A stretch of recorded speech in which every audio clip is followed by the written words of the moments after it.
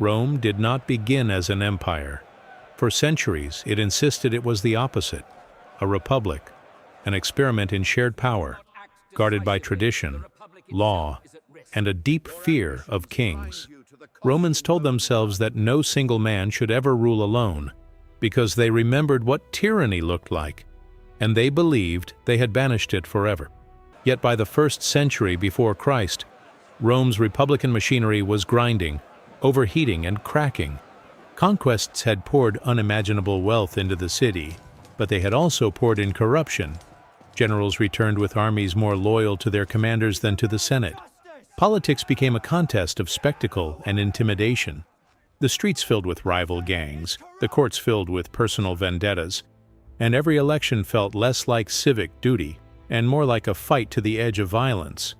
In that unstable world, one name would rise higher than any other, so high that it would outlive the man, becoming a title, a symbol, and a warning. Gaius Julius Caesar did not merely take part in Rome's crisis. He became its turning point. This is the story of how a young aristocrat learned to read the crowd, how he turned war into political power, and how, at the height of his victory, his own allies decided Rome could only be saved by his death.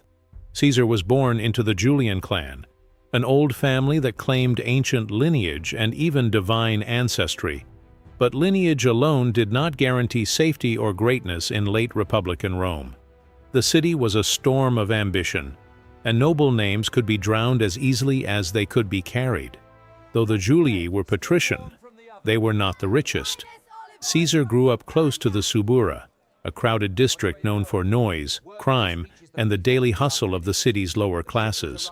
It was a place where people learned quickly how to read a room, how to speak to different kinds of men, and how to survive when politics spilled out of the Senate and into the streets. From the beginning, Caesar absorbed a lesson that many senators never understood. Rome was not just marble temples and quiet debates. Rome was a living crowd.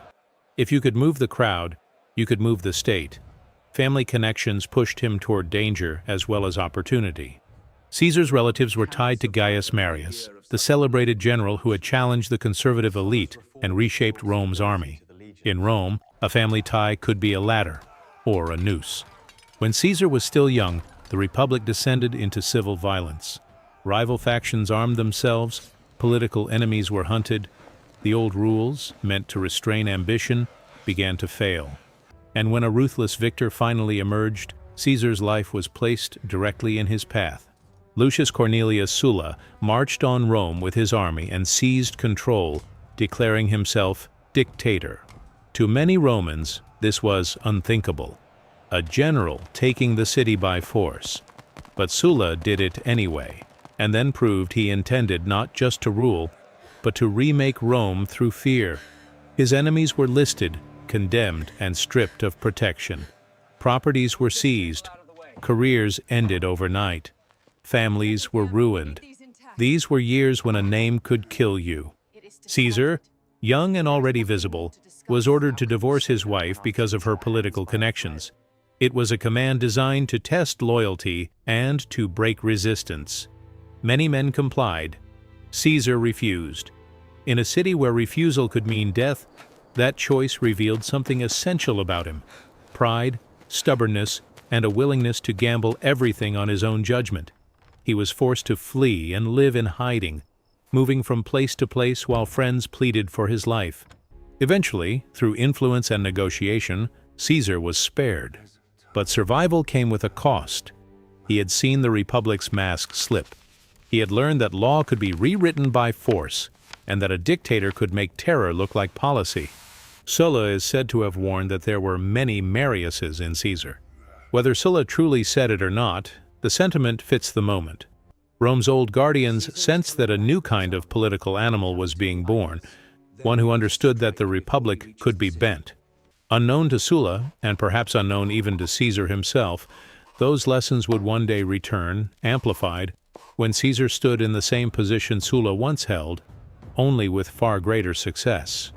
To build a career in Rome, a young noble needed more than good birth. He needed experience, connections, and a reputation that could survive attack. Caesar traveled east, as many ambitious Romans did, to study rhetoric and to present himself in the wider world Rome was beginning to dominate. On the journey, he was captured by pirates. In another life, this might have been a humiliating interruption. In Caesar's life, it became a stage. He treated his captors with a strange confidence, insisting that they did not understand who they had taken. He demanded they raise the ransom they intended to ask for, as if the original amount insulted his value. While negotiations dragged on, Caesar did not behave like a frightened prisoner. He joked, he argued, he recited speeches, and he spoke as though he were already their superior. It was not merely arrogance, it was something more dangerous. The belief that confidence itself could become reality if delivered with enough force. When he was finally released, Caesar did not simply go home. He gathered ships and men, hunted the pirates, and captured them. Here, the important detail is not violence, but follow-through. Caesar wanted Rome, and everyone else, to understand a rule about him. If you crossed Caesar, he would not forget, and he would not let the story end with his humiliation. Reputation, in Rome, was a weapon. Caesar was learning how to sharpen it. Rome rewarded ambition, but it charged interest, often literal interest. Elections were expensive. Public games cost fortunes. Allies expected gifts. Enemies expected bribes to stay quiet. And a man without money had to borrow it, usually from men who were happy to own a piece of his future. Caesar borrowed heavily and promised even more. He understood something fundamental. In the Republic, visibility mattered. A man who stayed respectable and quiet could be ignored. A man who dazzled the people could not. He built his fame in court, where trials became political theaters. Caesar's speeches painted him as a defender of the people and an enemy of corruption. Sometimes he attacked powerful men. Sometimes he aligned with them. His principles were real, but flexible, bent by the needs of momentum. He also cultivated an image of generosity and confidence, the kind of man who could walk into a room of hostile senators and still make it seem as if the room belonged to him. In time, he won the office of Pontifex Maximus, chief priest of Rome, prestigious, influential, and effectively for life. It was a victory that placed him at the heart of public ritual and public visibility, but the deeper meaning was political. Caesar had proved he could win even when the odds were dangerous. Around him, Rome was still tearing itself apart. Wealth inequality deepened. Veterans demanded land. Politicians hired street gangs to intimidate voters. The Republic still claimed to be governed by law, but increasingly it was governed by pressure. And then, at the center of the storm, came a new crisis, one that revealed just how fragile Rome's order had become. Conspiracies, desperation, and the constant fear that the city might collapse under its own ambition. When plots and uprisings threatened Rome, the Senate often responded by granting emergency powers. In theory, this protected the Republic. In reality, it trained Romans to accept extraordinary measures as normal. Caesar navigated these years with care. He positioned himself as a man of the people, but also as a man who could work inside the system. He observed how figures gained glory through saving the state, and he learned that in Rome, the story you told about a crisis could matter as much as the crisis itself. But Caesar wanted more than influence. He wanted dominance. To rise above rivals, he needed a coalition strong enough to overwhelm the Senate's resistance, strong enough to turn disagreement into inevitability. Two other men dominated Rome's stage. The first was Marcus Licinius Crassus, unimaginably wealthy, a man who could fund elections, buy influence, and rescue allies from debt at a price. The second was Gnaeus Pompeius Magnus, Pompey the Great. He had earned glory in war and returned as Rome's celebrated general, admired by the people and feared by politicians. Crassus and Pompey disliked each other. Their rivalry made the Senate's job easier. Divide the powerful and no one man becomes unstoppable. But Caesar had a talent for building bridges when bridges served him. He offered a bargain. Crassus would provide money and networks. Pompey would provide prestige and loyal veterans. Caesar would provide political skill, popularity, and the energy to push legislation through resistance. This private alliance, later called the First Triumvirate, was not a legal institution. It was an arrangement, a handshake that turned the Republic's public government into something closer to a cartel. With their combined strength, Caesar won the consulship, one of Rome's highest offices. From there, he pushed reforms that benefited Pompey's veterans and secured Crassus's interests. Conservative senators protested. Caesar outmaneuvered them. When debate failed, pressure spoke. The triumvirate had discovered what Rome's crisis made possible. If tradition blocks you, you can go around tradition. But Caesar's consulship was only the beginning.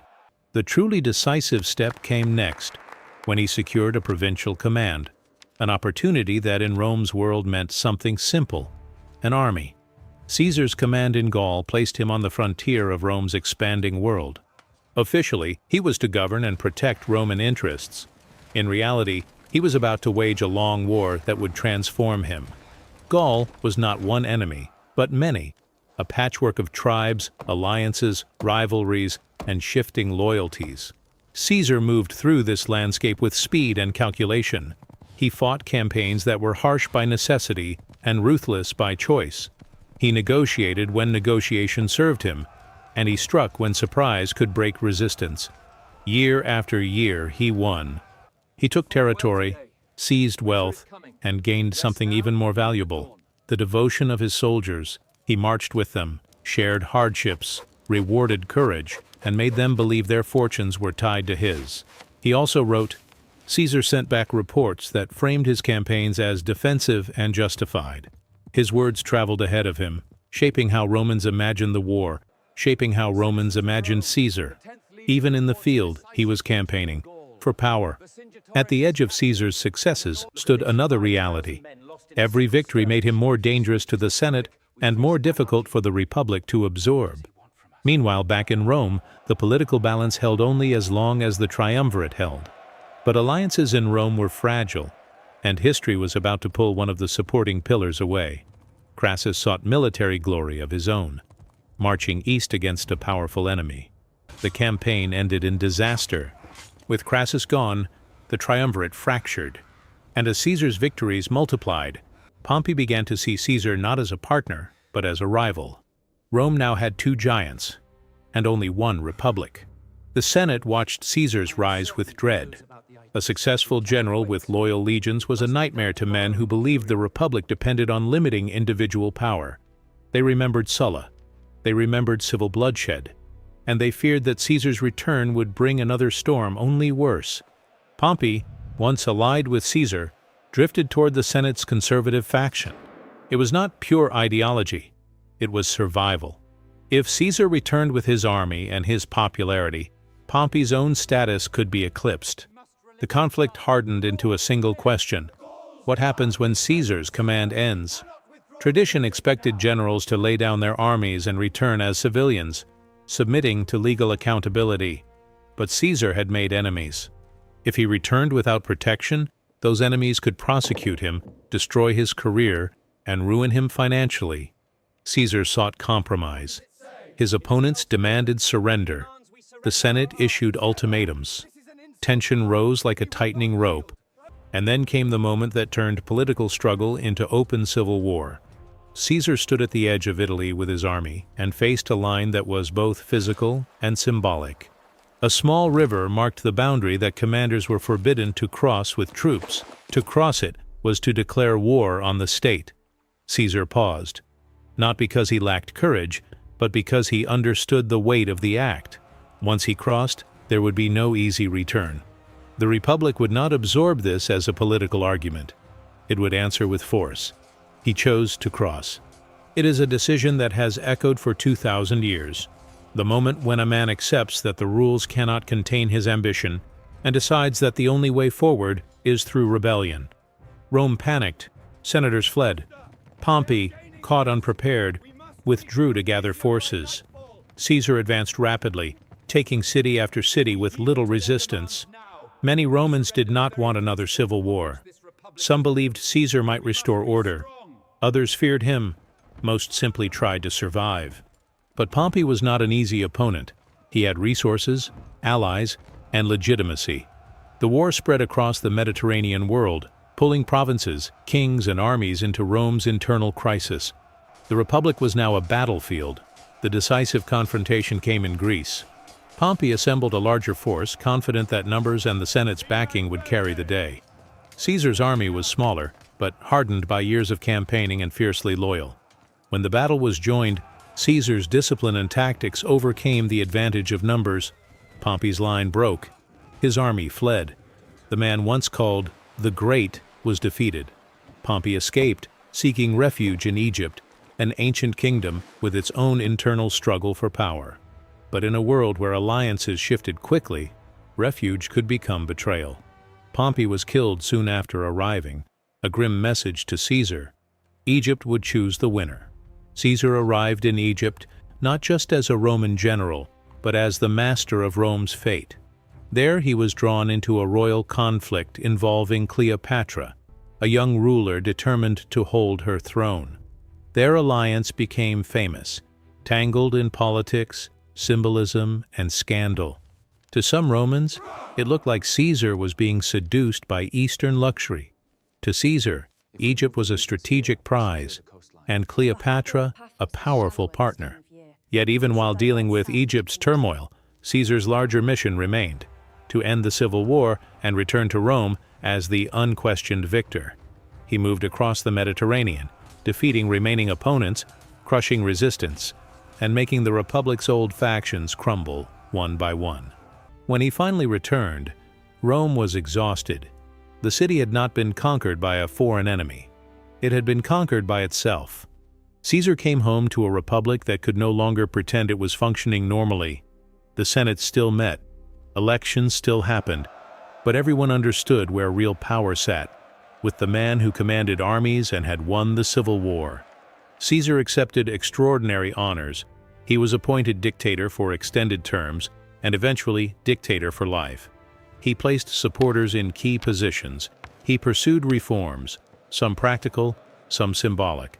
He reorganized administration, settled veterans, promoted building projects, and introduced the calendar reform that would shape how time itself was measured in the Roman world. Many ordinary Romans welcomed stability. After years of turmoil, stability felt like peace. But among the elite, fear spread. Not only fear of Caesar's power, but fear of what his power meant. The Republic was built on competition among nobles. Caesar was ending that competition by standing above it. Even Caesar's mercy could be unsettling. He pardoned enemies, brought former opponents into government, and acted as though reconciliation was his gift to give. To men who prized honor and autonomy, being spared could feel like humiliation. And then came the signs that Caesar might go further still, toward something Romans had sworn to hate: kingship. Rumors grew. Titles accumulated. Public ceremonies began to look like royal displays. Whether Caesar truly wanted a crown or whether others projected fear onto him, the effect was the same. In the minds of many senators, Rome was drifting toward monarchy. And if Rome became a monarchy again, they believed the Republic would be dead. Conspiracies do not begin with daggers. They begin with conversations, quiet, tense, filled with uncertainty. In Caesar's circle were men who owed him their lives and careers. Some had fought against him and been forgiven. Others had risen with him. Among them was Marcus Junius Brutus, a man with a famous name linked to Rome's legendary hatred of kings. Another was Gaius Cassius, sharper, more bitter, more openly hostile. Around them gathered senators who shared a belief: Caesar had become too powerful to remove by law. They told themselves they were saving Rome. They spoke of liberty and tradition, yet motives were mixed. Some feared losing influence. Some feared being reduced to servants. Some feared Caesar would choose successors and build a dynasty. Some simply could not accept one man towering above them all. In a republic, assassination is an admission of failure. It means the system cannot solve its conflict peacefully. But the conspirators believed they had run out of options. They chose a day heavy with symbolism: the Ides of March, when Caesar would appear at a Senate meeting, surrounded by the very men who praised him. On that day, Caesar walked into a gathering of men who smiled at him as colleagues, He had survived wars, storms, and years of political danger. Yet the threat waiting for him now did not come from an enemy army. It came from the heart of Rome's government. The attack was sudden and chaotic. Caesar was surrounded. The conspirators struck as a group, ensuring no single man bore the entire blame, ensuring all were committed beyond retreat. In the end, the dictator who had conquered the Republic was killed by senators who claimed they were restoring it. They expected Rome to celebrate. They expected the people to rally to the Republic's old ideals. Instead, Rome was stunned. For ordinary citizens, Caesar was not simply a politician. He was a symbol of victory, order, and favor. He had given games, distributed land, promised reform. Many did not see him as a tyrant. They saw him as their protector. And so, the conspirators discovered the cruelest irony of their act. Killing Caesar did not bring back the old republic. It removed the one man who had been holding the fractured state together by force of personality, and it opened the door to something worse. In the aftermath, Rome swayed between fear and rage. The conspirators tried to justify their action, but they had no army and no unified plan for what came next. They had removed Caesar, but they had not removed Caesar's world. Caesar's allies moved quickly. Mark Antony, a skilled politician and Caesar's associate, seized the moment, presenting himself as defender of Caesar's legacy. Caesar's funeral became a turning point, inflaming public emotion and turning the city against the assassins. The conspirators fled, hoping to gather support in the provinces, but new forces were rising. Caesar had adopted an heir, a young relative named Octavian. He was inexperienced, and many underestimated him. Yet Octavian understood something Caesar had demonstrated. In Rome's late republic, legitimacy was built not only in the Senate, but in loyalty. Loyalty of soldiers, loyalty of crowds, loyalty purchased with rewards and fear. Octavian and Antony became rivals, then allies, then rivals again. Together with another powerful figure, they formed a new triumvirate, this time official, sanctioned, and far more ruthless. Rome descended into another cycle of civil conflict, purges, and war. In the end, the Republic did not return. It could not. Caesar's life had exposed its weakness. His death had proven that politics had become too violent to be contained by tradition. When the smoke cleared, Octavian emerged as the ultimate winner. He would later be known as Augustus, the first emperor of Rome in all but name. He would restore order, but at the price the Republic had always feared, one man standing above the state. Julius Caesar's story is not just the biography of a brilliant general or a daring politician. It is the story of a system reaching its limits. Caesar did not invent ambition in Rome. He did not invent corruption, or street violence, or the use of armies in politics. Those forces were already present, growing stronger for generations. But Caesar combined them in one person: charisma, calculation, military genius, and the ability to make the crowd believe he represented Rome itself. His supporters remembered him as a reformer who brought stability. His enemies remembered him as a man who reached for kingship. History remembers him as both, because the truth of Caesar is complicated.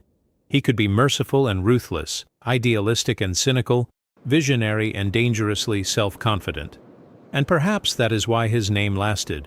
Not because he was perfect, but because he was decisive in a time when Rome could no longer afford indecision. The Republic tried to restrain men like Caesar with laws and tradition. Caesar showed that when a state depends on restraint, it can be undone by a man who refuses to be restrained. In the end, Caesar fell not on a battlefield, but in the chamber of government, killed by men who believed they were saving Rome. But Rome did not return to what it was. It became something new. And the world that followed, empires, emperors, and centuries of imperial rule, was, in many ways, the echo of a single choice: the day Julius Caesar crossed the Rubicon and made the Republic's limits impossible to ignore.